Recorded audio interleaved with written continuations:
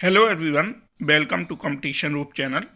आज की इस वीडियो में हम यूपीपीसीएस प्रारंभिक परीक्षा का जो पाठ्यक्रम है उसको यहाँ पर डिस्कस करेंगे। जैसा कि आप सभी को पता है, आरओ का जो एग्ज़ाम है वो कैंसिल हो गया है और ऐसे ही यूपीपीसीएस अपर यानी प्रवर अधीनस्थ सेवा का जो पेपर है वो भी पोस्टपोन्ड कर दिया गया। अब ये संभावना है कि दोनों की जो एग्ज़ाम है वो जुलाई मंथ में होगी। तो एक तरह से हमारे पास 3 महीने लगभग पूरे हैं कि हम अपनी जो तैयारी है वो फिर से दोबारा नए सिरे से प्रारंभ कर सकते हैं और अपनी सफलता सुनिश्चित कर सकते हैं। इसीलिए मैं कहूँगा आपसे, आप फिर से एक बार सिलेबस को देखें। तो ये आज हम इस वीडियो में सम्मिलित राज्य प्रवर अधीनस्थ सेवा यानी यूपीपीसीएस के जो अपर एग्जाम है उसकी प्रारंभिक परीक्षा का पाठ्यक्रम यहाँ पर हम देखने जा रहे हैं। देखो, प्रारंभिक परीक्षा में क्या है, 2 घंटे का समय होता है और 200 अंक हैं। ठीक है, आपको पता ही है ये सब चीज़ें। सामान्य रूप से जो सामान्य अध्ययन का जो सिलेबस है उसमें 7 टॉपिक होते हैं। मोटे मोटे हम 7 टॉपिक देखते ही हैं, उसी को सिलेबस में डिफाइन किया जाता है प्रारंभिक परीक्षा के। तो ये टॉपिक कौन कौन से, देखो, पहला हम देखेंगे करंट अफेयर्स होता है, दूसरा इतिहास होता है, तीसरा भूगोल होता है, चौथा पॉलिटी होता है, पांचवा इकोनॉमिक्स आर्थिक और सामाजिक विकास यानी इकोनॉमिक्स, छठा टॉपिक हमारे इन्वायरमेंट से संबंधित होता है और सातवां होगा हमारा सामान्य विज्ञान। अब इसी टॉपिक को नीचे ही क्या कर दिया है, डिफाइन कर दिया गया, थोड़ा सा उसको विस्तार दिया गया है।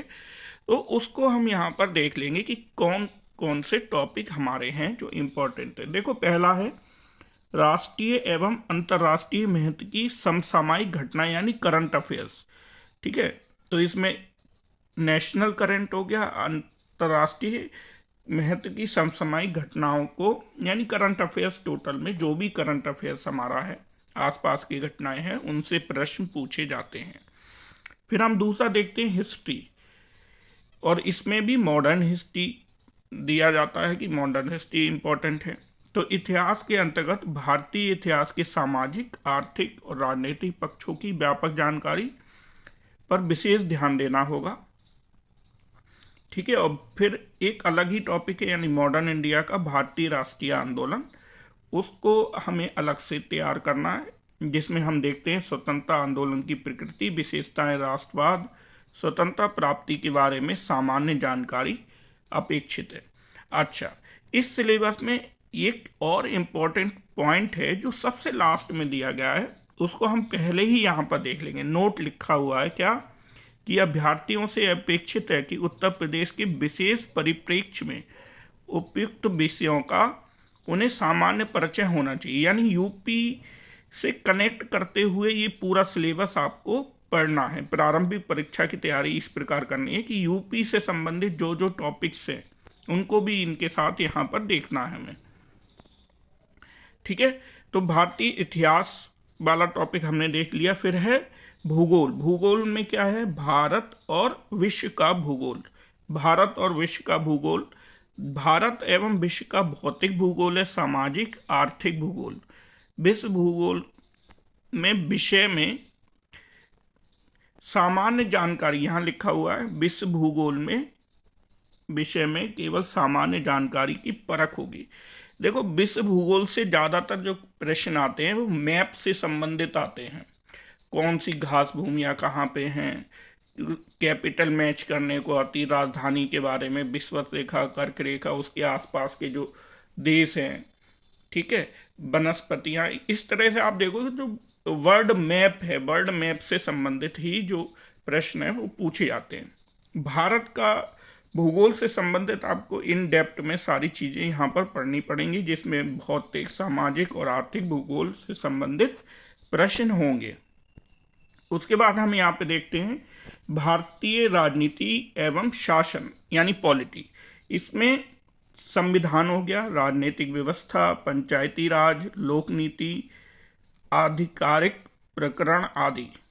भारतीय राज व्यवस्था, अर्थव्यवस्था, संस्कृति के अंतर्गत देश के पंचायती राज, सामुदायिक विकास सहित राजनीतिक प्रणाली के ज्ञान, भारत की आर्थिक नीति के व्यापक लक्षण और भारतीय संस्कृति की जानकारी पर प्रश्न होंगे। कुल मिला के मतलब पॉलिटी से संबंधित, हमारी राज व्यवस्था से संबंधित जो जो प्रश्न बन सकते हैं वो यहाँ से बनाए जाएंगे, जिसमें संविधान भी एक भाग है ना। बाकी राजनीतिक व्यवस्था और उनसे संबंधित बहुत सारे अलग अलग टॉपिक्स होते हैं। फिर है हमारा इकोनॉमिक्स का टॉपिक, आर्थिक एवं सामाजिक विकास। इसमें सतत विकास, गरीबी, जनसंख्या से संबंधित जो प्रश्न होंगे वो भी यहीं पर पूछे जाएंगे। सामाजिक क्षेत्र के इनिशिएटिव जो भी हैं, यानी सामाजिक जो योजनाएं हैं उनको यहाँ पर हमें ध्यान रखना है। कि आदि अभ्यर्थियों की जानकारी का परीक्षण, जनसंख्या, देखो जनसंख्या वाले जो क्वेश्चन है, नगरीकरण है, इनसे संबंधित जो प्रश्न है वो इकोनॉमी से संबंधित ही होते हैं और इस टॉपिक के अंतर्गत उनको पूछा जाएगा। नेक्स्ट है पर्यावरण यानी इन्वायरमेंट एंड इकोलॉजी से संबंधित सामान्य विषय, जैव बायोडाइवर्सिटी यानी जैव विविधता, जलवायु परिवर्तन। इस विषय में विशेषज्ञता की आवश्यकता नहीं है, मतलब जो कॉमन सी चीज़ें हैं बायोडाइवर्सिटी की, हमारे इन्वायरमेंट की, उनसे संबंधित यहाँ पे प्रश्नों को पूछा जाता है। ठीक है।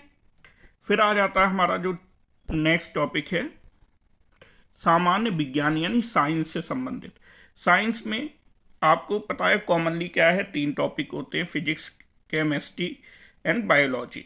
ठीक है, यानी सामान्य विज्ञान के प्रश्न जो दैनिक अनुभव यानी जो प्रैक्टिकल सी बातें होती हैं जो हमारे आसपास की हैं और वो साइंस से संबंधित है, जैसे गैस चूल्हा हो गया, एलपीजी सिलेंडर हो गया, है ना, और हम पेट्रोल, डीजल, इनके केमिकल कंपाउंड और नेचुरल गैसेस क्या हैं, ये सब चीज़ें मतलब जो हमारे आसपास हैं और हमें उनके बारे में थोड़ी बेसिक नॉलेज होनी चाहिए साइंस से।